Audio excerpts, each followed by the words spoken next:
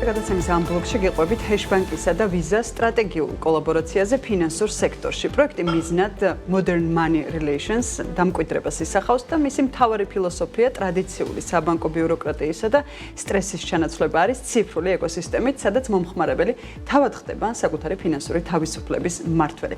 დეტალებზე სტუმრებთან ერთად ვაგრძელებთ საუბარს და ამისთვის სტუდიაში შემოგვერთდნენ გოგა ჩანატირი, ჰეშბანკის გენერალური დირექტორი არის საქმიანი დილას ეთერში და ასევე დიანა კიღურაძეს მასპინძლობთ ვიზას რეგიონული მენეჯერი კავკასიაში და მოლდოვაში. დილამშვიდობის.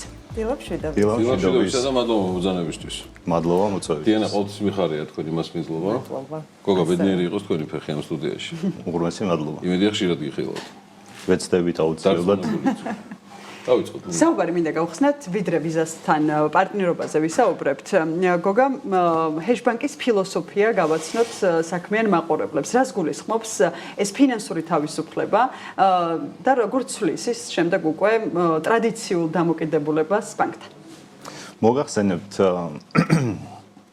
ჰეშბანკის ფილოსოფია იდეა რაც მოვიდა და რაზეც ავაკეთ ეს ყველაფერი ჩვენი დარკვირვებიდან გამოწვეული იყო, იმიტომ რომ თქვენს ყველას კარგად მოეხსენება, რომ დღეს უკვე მომხმარებელი ფინანსურ სერვისებში მოითხოვს არა მხოლოდ პირობითად ბარათი, ანგარიშის გახსნა, გადარიცხვა, ანუ დღეს უფრო მეტი არის მოთხოვნები, სადაც აქცენტი არის გაკეთებული სისწრაფეზე, სიმარტივეზე, უსაფრთხოებაზე, ასევე ფინანსურ თავისუფლებაზე და ფინანსების მართვაზე ნებისმიერი წერტილიდან, ნებისმიერ დროს. ზუსტად ამაზე აეგო ჰეშბანკის ფილოსოფია, ანუ ნებისმიერი პროდუქტი ან ნებისმიერი სერვისი ან ფინანსური სერვისი, რომელსაც ჩვენ ვაკეთებთ, მომხმარებლის, ესე ვთქვათ, ინტერესებიდან და მათი კომფორტიდან გამომდინარე იგება ნებისმიერი, ანუ ტრადიციული საბანკო სერვისებიც კი გადავასხვაფერეთ, ვეცადეთ რომ შეგვეტანა შიგნით ინოვაციები და ასე შეგვეთავაზებინა ჩვენი მომხმარებლისთვის. ანუ ჩვენ ვამბობთ რომ ვართ თანამედროვე ბანკი, თანამედროვე ცხოვრებისთვის, რომელიც ხელს უწყობს თანამედროვე მომხმარებლებს ის სირთულეები, რომელიც დაკავშირებულია ბიუროკრატიულ პროცესებთან, გაწეული საოპერაციო პროცესებთან და ასე შემდეგ, მაქსიმალურად კომფორტული გავხადოთ მომხმარებლისთვის და შევთავაზოთ ასეთი სერვისები. რა თქმა უნდა, როცა საქმე ფინანსურ სერვისებს ეხება, აქ სანდოობა და უსაფრთხოება იჩენს თავს და ზუსტად აქ პარტნიორების არჩევაშიც პირველი ინტერვიუა დღეს ჰეშბანკის, ესე რომ ვთქვათ, დებიუტი არის და აქვე ვიტყვი, რომ დღე პირველიდან იდეიდან მოყოლებული ვიზა საერთაშორისო გიგანტი, ესე ვთქვათ, მთელი ციფრული გადახდების ეკოსისტემის ჩვენ გვერდით არის, ჩვენ ვართ სტრატეგიული პარტნიორები და მხარდაჭერას უწევს ამ პროექტს, ყველა ინიციატივას და ასე ვაგრძელებთ. ყველაფერი დანარჩენისთვის არის ვიზა. დიანა, ამ შემთხვევაში როგორ დამეხმარება მაგალითად მე ერთ მომხმარებელს, რომელსაც მინდა რომ საკუთარი ფინანსური თავისუფლების მმართველი გავხდე, ვიზა, რომელიც კოლაბორაციით არის უკვე ჰეშბანკთან ერთად. კი ბატონო, პირველ რიგში მინდა რომ რაღაცნაირად გლობალურად შევხედოთ რეგიონში როგორი ტრენდებია დღეს. რეგიონში სამ ძირითად მიმართულებას ხედავთ, როგორც გოგა ახსენა. პირველი არის ციფრული ბანკინგი და მომხმარებლის უფრო მზარდი მოთხოვნილება, რომ ყველა ის სერვისი მიიღოს დისტანციურად და ეს არის მნიშვნელოვანი ტენდენცია. მეორე ტენდენცია არის მზარდი ინტერესი ციფრული ვალუტების და ციფრული აქტივების მიმართ და ამ შემთხვევაში ეს კოლაბორაცია ამ ორ მიმართულებასაც აერთიანებს და მესამე ზოგადად საქართველოს და რეგიონის მზაობა და სიმწიფე ინოვაციებისადმი, ხო, რასაც ჩვენ მუდმივად ვამბობთ, არაერთხელ გვითქვამს, როგორი აქტიური არის ჩვენი რეგიონი მაგ მიმართულებით და ჩვენი თანამშრომლობა სწორად აი ამ სამი მთავარი ტენდენციის გარშემო შეიქმნა, ასე ვთქვათ, ცენტრში ვართ, სადაც პირველ რიგში ეს მომხმარებელი მიიღებს ყველა იმ მომსახურებას ციფრულად, ჩვენ გვაქვს უკვე შეთავაზებაში ჩვენი ციფრული ბარათი, რაც ავტომატურად მომხმარებელს დააკავშირებს უკვე მთელ მსოფლიოსთან და ჩვენ გლობალურ ქსელთან, რომელშიც ძალიან ბევრი პარტნიორი, კლიენტი, მერჩანტი არის ჩართული და რომელიც ცდომას გაძლევს მიიღო ისეთი მომსახურება, რომელიც უკვე არა მხოლოდ ადგილობრივი, არამედ უკვე გლობალურია. მეორე ნაწილი არის კრიპტო კეშბექი, თუნდაც რომელიც ინოვაციურია და ძალიან კარგი და პოპულარობით სარგებლობს საქართველოში და მომხმარებლის ინტერესი ამ მიმართულების მიმართაც იზრდება. ზოგადად ციფრული აქტივები აღარ არის ნიშური მიმართულება, რაც რამდენიმე წლის წინ იყო და ვხედავთ, რომ უფრო და უფრო მეტი პროდუქტები ჩნდება ამ მიმართულებაში, უფრო მეტი ინტერესი არის მომხმარებლის მიმართ და შესაბამისად, აქ ერთი რომ ციფრულ ბარათს თავაზობთ მომხმარებელს, მეორე ასევე დავნერგეთ შესაძლებლობა რა თქმა უნდა გადახდები არის შესაძლებელი და დავნერგეთ Apple Pay და Google Pay-ს გადახდების შესაძლებლობა და მომხმარებელს თავაზობთ და მაგის გარდა Visa Direct-ი, რაც ჩვენი გადარიცხვების შესაძლებლობა არის და მომხმარებელს უკვე აქვს შესაძლებლობა ანგარიშებიდან განახორციელოს ფულის მოძრაობა. შესაბამისად ძალიან საინტერესო თანამშრომლობა გამოგვივიდა და აქვე ძალიან დიდი მადლობა მინდა უთხრა Hedge Bank-ს ნდობისთვის, იმიტომ რომ ნამდვილად დღე პირველიდან მათთან ერთად მოვდივართ იმისთვის, რომ ესეთი საინტერესო ინოვაციური მომსახურება შევთავაზოთ მომხმარებელს. ჩემგან მადლიერება Hedge Bank-ს, რომ ეს დებიუტი სატელევიზიო ამ ეთერში შედგა და გილოცავთ ეს დებიუტი ნამდვილად შედგა. გოგა, ესეთი კითხვა თქვენ შესავალში ბრძანებდით ერთის მხრივ ტრადიციული და მეორეს მხრივ ინოვაციური მიმართულებების დამკვიდრებაზე ფილოსოფია, რომელიც აი ამ პილარებზე, რაზეც დიანა კიღურაძე საუბრობდა, არის რეალურად უკვე აგებული თუნდაც გლობალურ სურათში, რაც მან ახსენა. მაინტერესებს როგორ ხდება ყველა აი ამ შესაძლებლობების თავმოყრა და შემდეგ უკვე აღსრულება რეალურ სივრცეში ბანკის გუნდიდან გამომდინარე. მადლობა, საინტერესო შეკითხვა არის.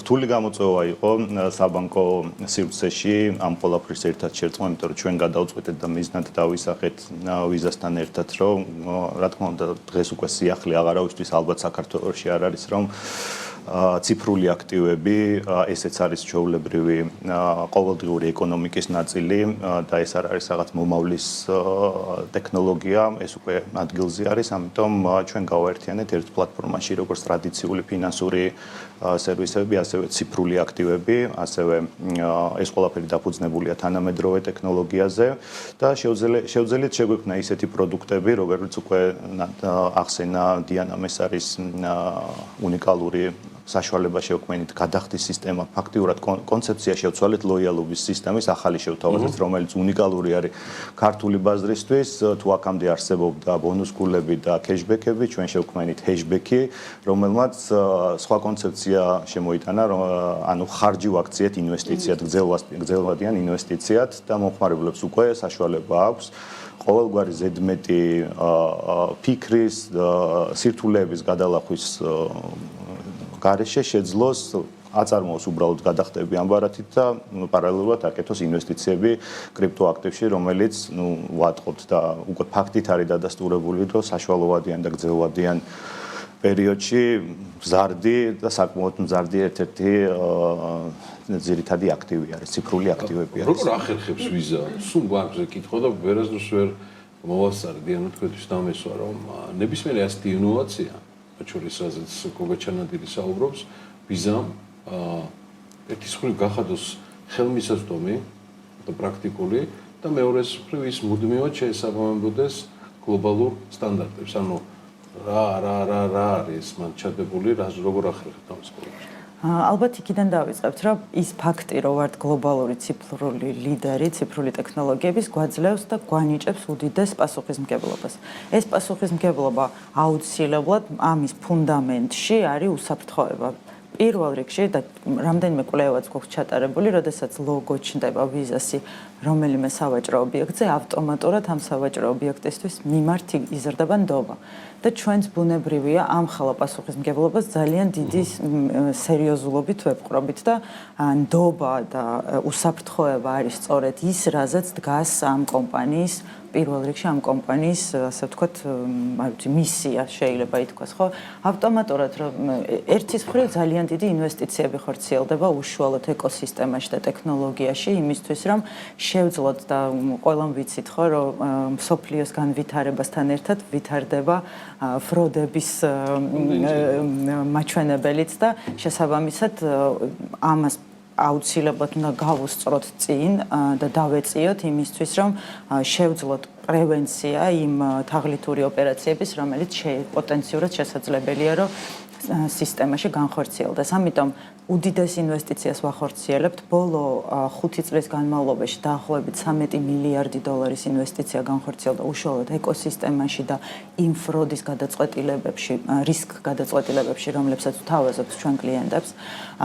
ავტომატურად დაახლოებით ერთდროულად ჩვენი ერთ-ერთი ფროდის თული, რომელსაც Visa Advanced Authorization ქვია, მაგალითისთვის დაახლოებით 400 სხვადასხვა პარამეტრს აანალიზებს რეალურ დროში, იმისთვის რომ გამოავლინოს და მიანიჭოს შესაბამისი ქულები ტრანზაქციას და მიაწოდოს ჩვენს პარტნიორ ბანკს ინფორმაცია იმასთან დაკავშირებით, არის თუ არა ეს პოტენციური ფროდი.